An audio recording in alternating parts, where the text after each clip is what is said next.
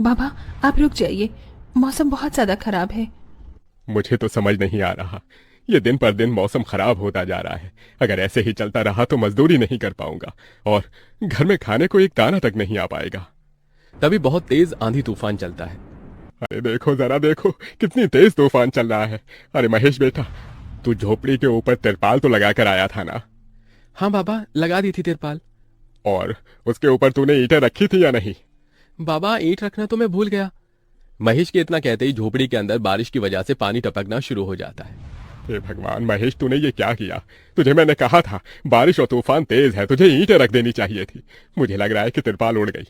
चल चल मेरे साथ चल, अब तुझे मेरे साथ भीगते हुए मेहनत करनी होगी, नहीं तो पूरे घर में पानी ही पानी भर जाएगा। देवेश इतना बोल ही रहा था कि घर के अंदर वाकई छत से पानी टपकने लगा।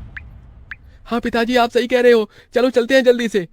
दोनों बाप बेटा बारिश में बाहर निकलते हैं और झोपड़ी की छत पर तिरपाल को सही से लगाना शुरू कर देते हैं। अरे बेटा, ईंट को अच्छे से रखना, कहीं ईंट गिर न जाए। ठीक है पिताजी, सही सही रखूंगा।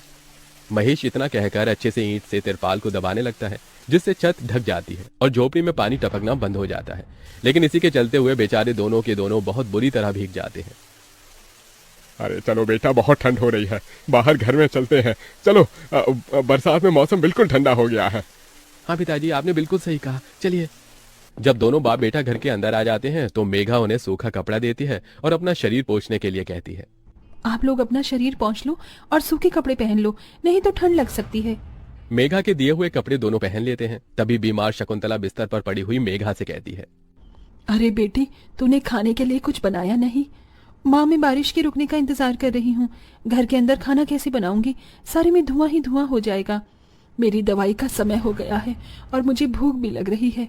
ठीक है माँ, मैं कुछ करती हूँ। मेघा अपने सिर पर एक सफेद कट्टा रखकर बारिश से बचते हुए बाहर से कुछ ईंटें लाकर घर के अंदर बना लेती है और उसी पर खाना बनाना शुरू करती है।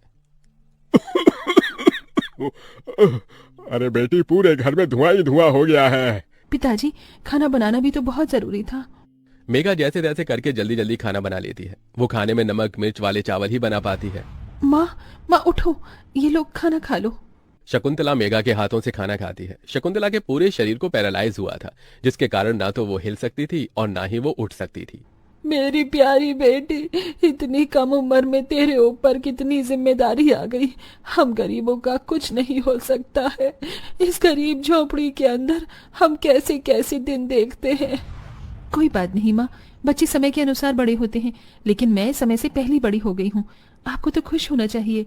मैं तो इस कदर लाचार हो गई हूँ कि तेरे सर पर हाथ रखकर तुझे आशीर्वाद भी नहीं दे सकती बेटा।